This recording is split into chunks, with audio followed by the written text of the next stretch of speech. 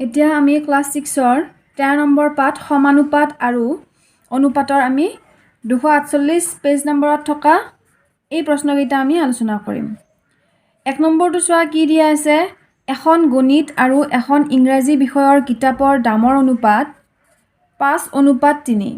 গণিতৰ কিতাপখনৰ দাম 125 টকা হ'লে ইংৰাজী কিতাপখনৰ দাম কিমান হ'ব? সো আমাক গণিত আৰু ইংৰাজী কিতাপৰ আমাক অনুপাত দিয়া আছে 5:3। গণিতৰ কিতাপখনৰ দাম দিয়া আছে 125 টকা। যদি 125 টকা হয় ইংৰাজী কিতাপখনৰ দাম আমাক উলিয়াব দিছে। আমি কৰি চাও বাৰু। সো এটা আমি ধৰি লম যে গণিতৰ কিতাপৰ অনুপাত 5x। আমাকতো কি দিয়া আছিল যে গণিত আৰু ইংৰাজীৰ অনুপাত কি দিয়া আছিল 5:3 দিয়া আছিল। আমি 5x বুলি ধৰিছো, ঠিক আছে? কাৰণ তেতিয়াহে আমি x ৰ মান উলিয়াব পাৰিম। আৰু ইংৰাজী কিতাপৰ অনুপাত 3x। এতিয়া প্ৰশ্নটোত দিয়া আছিল যে গণিতৰ কিতাপৰ দাম কিমান 125 টকা। অনুপাতটো কিমান আছে 5x, তাৰ মানে 5x মানে কিমান 125 টকা। এটা x টো আমি এটা সাইডে ৰাখি থলো আৰু এই যেটো 5 আছে x ৰ লগত পূৰণ হৈ এই 5 টো আমি সমান চিহ্নডালৰ সো সাইডে লৈ আহিম 125 ৰ লগত। কি হৈ যাব হৰণ হৈ যাব কাৰণ ইয়াতে পূৰণ হৈ আছে। এতিয়া 5 ৰে 125 ক হৰণ কৰিলে কিমান বাৰ যাব 25 বাৰ যাব, ঠিক আছে? এটো আমি কাটি দিব পাৰো কিমান বাৰ 25 বাৰ, মানে x ৰ মান কি পালো আমি 25 পালো। এতিয়া আমি ইংৰাজী কিতাপখনৰ দাম উলিয়াম। ইংৰাজী কিতাপখনৰ অনুপাত কি আছিল 3x আছিল। এতিয়া চোৱা 3 পূৰণ x ৰ মান কি পালো আমি 25 পাইছো, সেই কাৰণে 25। 3 পূৰণ 25 কিমান হ'ব 75।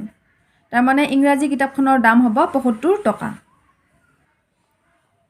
2 নম্বৰটো চোৱা, তোমাৰ ঘৰৰ দৰ্জা আৰু খিৰিকীৰ দৈৰ্ঘ্যৰ অনুপাত 7:4। খিৰিকীৰ দৈৰ্ঘ্য 120 সেন্টিমিটাৰ হ'লে দৰ্জাৰ দৈৰ্ঘ্য কিমান হ'ব? এইটো আমি 1 নম্বৰটো নিচিনাকৈ কৰি চাম।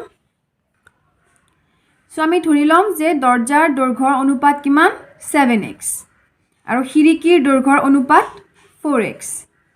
এতিয়া আমাৰ প্ৰশ্নটোত দিয়া আছিল যে খিৰিকীৰ দৈৰ্ঘ্যৰ অনুপাত কিমান 120। গতিকে চোৱা 4x = 120। এতিয়া আমি x ৰ মান উলিয়াম। এই যেটো 4 x ৰ লগত পূৰণ হৈ আছে এই 4 টো আমি 120 ৰ লগত লৈ আহিম। লৈ আহিলে কি হ'ব হৰণ হৈ যাব কাৰণ ইয়াতে আমাৰ পূৰণ হৈ আছে।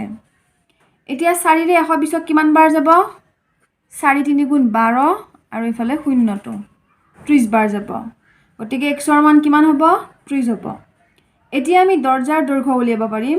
দৰ্জাৰ দৈৰ্ঘ্য ইয়াতে কিমান আছিল অনুপাতটো 7x। সো 7x আছিল। গতিকে x ৰ জাগাত আমি 30 বহুৱাই দিছো। 7 × 30 কিমান হ'ব 210। 210 এটো হ'ব আমাৰ দৰ্জাৰ দৈৰ্ঘ্য আৰু এটো সেন্টিমিটাৰত। তাৰ পিছত চোৱা 3 নম্বৰটো 2:3 ৰ যিকোনো তিনিটা সমতুল্য অনুপাত উলিওৱা। এটো আমি কৰি চাও। সো আমাক সমতুল্য অনুপাত কৰিব দিছে। 2:3 মানে আমি কি বুজো 3/2। যেহেতু আমাক সমতুল্য অনুপাত কৰিব দিছে আমি এবাৰ কি কৰিম এই হৰটোৰ লগত 2 পূৰণ কৰিম। হৰটোৰ লগত 2 পূৰণ কৰিলে লবৰ লগত আমি 2 পূৰণ কৰিম। কি হ'ব 3 × 2 = 6, 2 × 2 = 4। তাৰ পিছত আকৌ এই ভগ্নাংশটোক 3 ৰে আমি পূৰণ কৰিম আৰু আমি যদি হৰত যেটো সংখ্যাৰে আমি পূৰণ কৰো লবটোকো আমি সেই সংখ্যাটোৰে পূৰণ কৰিম।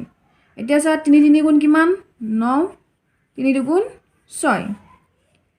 আকৌ আমি কি কৰিম এবাৰ 4 পূৰণ কৰিম। 3 ৰ লগতো 4, 2 ৰ লগতো 4। 4 × 3 = কিমান 12, 4 × 2 =